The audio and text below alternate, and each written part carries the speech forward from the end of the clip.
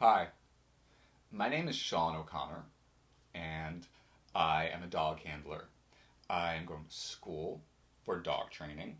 I go to, I study at the Catch Canine Trainers Academy. I've been in the program for 5 months, almost half a year now. I have owned a dog, one dog for 3 years, and another. We have a pup named Dylan. Our first dog is a rescue named Yago. He's a Siberian pit bull mix, some other breeds as well. And Dylan is a purebred standard poodle pup. And the cool thing about working with these two dogs and living with these two dogs is you've got two different contexts. You've got the rescue style dog and you've got the purebred style dog that you get from a breeder versus the one you get from a shelter, and dealing with the different kinds of challenges that each trajectory is going to have. So, regarding Yago, it's really because of Yago that I ended up getting into dog training, actually. So, after about a year, roughly a year with Yago, he bit a neighbor of ours, and the cops got involved because the neighbor called the cops immediately, and that scared the shit out of me, to be honest with you, because it was made clear that dogs get put down if they do these kind of things. So I had to become extremely protective of Yago and ensure that this kind of thing didn't happen again.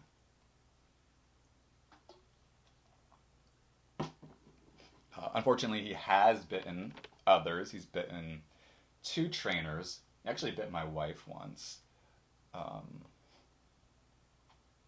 He's bit one of our walkers. And he's gone after a couple of dogs. One time, Yago charged so hard at another dog that he broke the leash of the harness. That was one of the scariest moments of my entire life, because I didn't know what he was going to do to that dog once he charged at it like that. And I just saw his life flash before my eyes. And the only thing I could think about at that moment was his life and protecting it. And so as time has gone on, I've started educating myself on dogs and eventually decided to go to school for it and get a job working with dogs. So, a little bit more about me. I live in Bernardsville, New Jersey. I work at a doggy daycare. I work at Pups at Play, Livingston.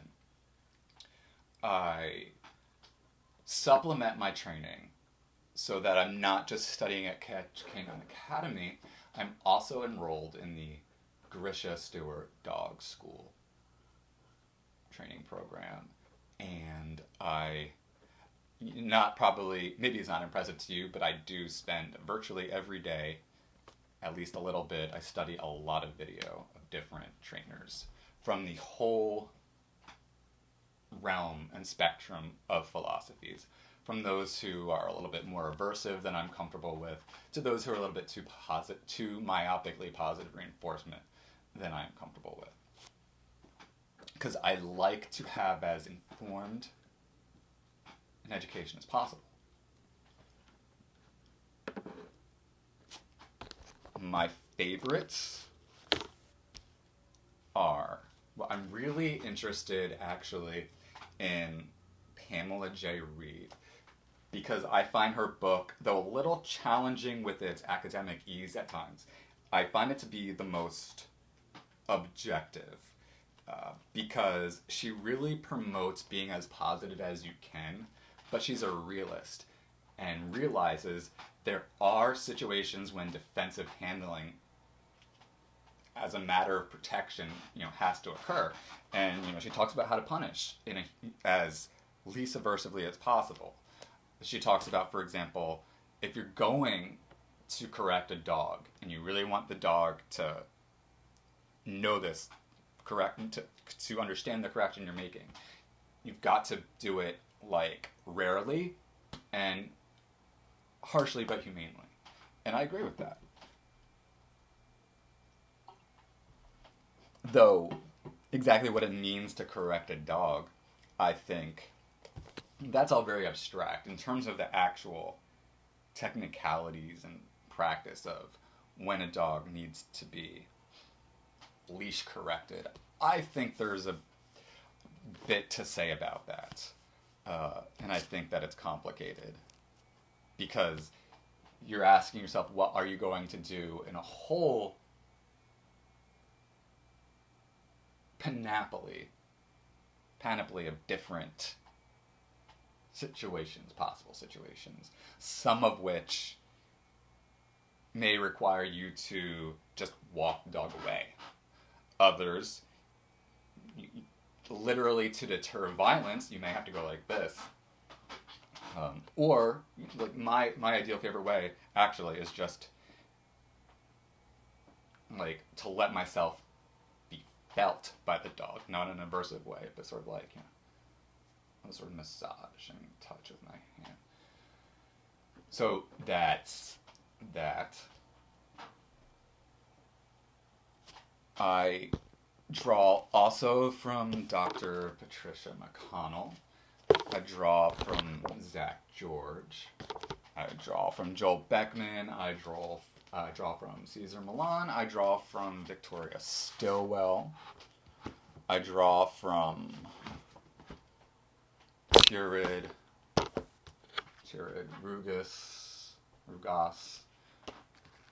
So I draw also from Jenna from Dog Liaison, and I draw from the Dog Gurus, experts in daycare. So I take a lot of pride in the fact that I go out of my way to educate myself as thoroughly as possible and as responsibly as possible. Does that mean that I think I'm perfect or like great? Look, I've just told you that I'm new at this. I'm a baby, I'm a freshman, I'm a pup in the world of dogs. But I am educated and experienced. I just don't have as much education and experience as other people. But I do have knowledge. Excuse me. And I believe a critical thinking, philosophical approach that I feel good about. Which is why I'm finally comfortable sharing this video and other videos. A little bit more about my background. So, prior to jumping into the world of dogs, I was going to grad school at William Patterson University. I was studying creative writing. I was going to be a professor. I was a writing tutor at Raritan Valley Community College, the top-rated community college in the state of New Jersey, at least according to a couple of sources, such as niche.com, I think it was, and to name one. And I worked as a writing tutor for Raritan Valley Community College, Mercer County Community College, and William Patterson University.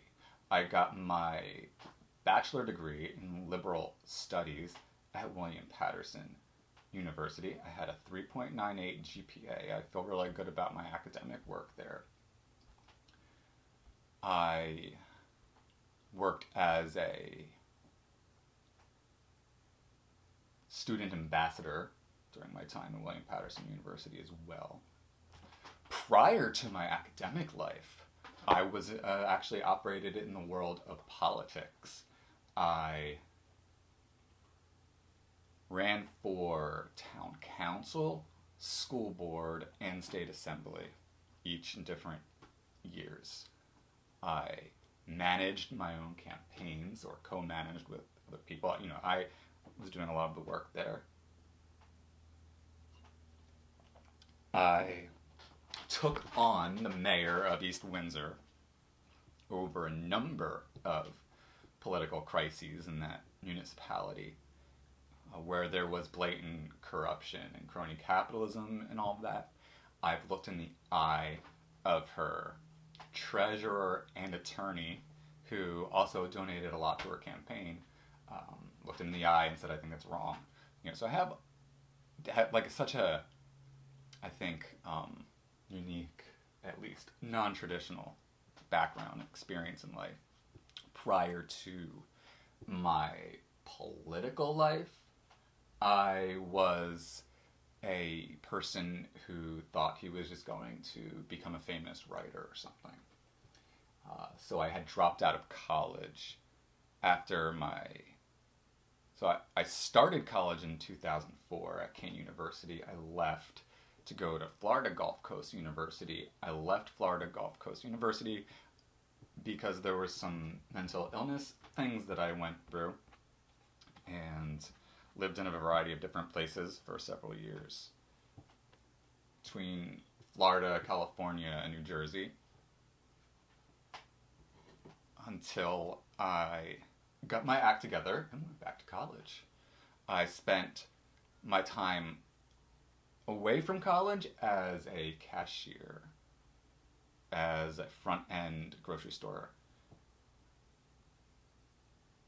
worker as well.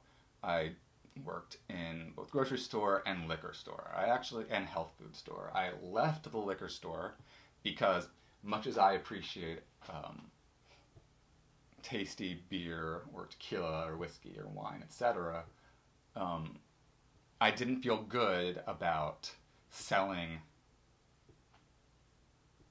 big bottles of liquor, hard liquor, to people like every day and taking part in what I thought could seriously harm them. So I had to quit that. So I also have a background in like dealing with like moral questions of what to do.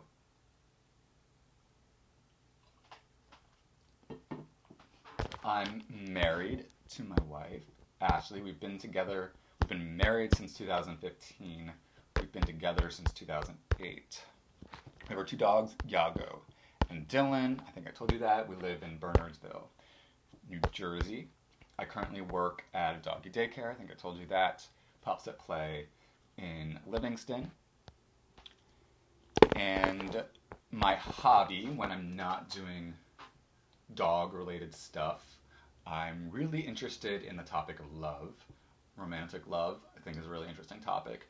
And I like to write poetry, or just write. Sometimes poetry, sometimes prose, sometimes prose imagerum. And that's me in a nutshell. If you have any questions, please feel free to ask. If you have any thoughts, critiques, obviously, like I said, judge and prepare to be judged. Say whatever you want to say. It's just my hope that you would be constructive about it. And I would just emphasize here again that the purpose of this specific YouTube channel at this time is notes-based. In other words, I am not establishing myself as an authority on dog training. Rather, I'm documenting notes that I make based on observations, questions, thoughts, etc. And I share them here, whether it's based on footage or just sort of a video blog like this. And I'll eventually be writing some essays, articles, books, etc. So it's a pleasure to meet you, and I hope to chat with you and work with you and your dog one day in the near future.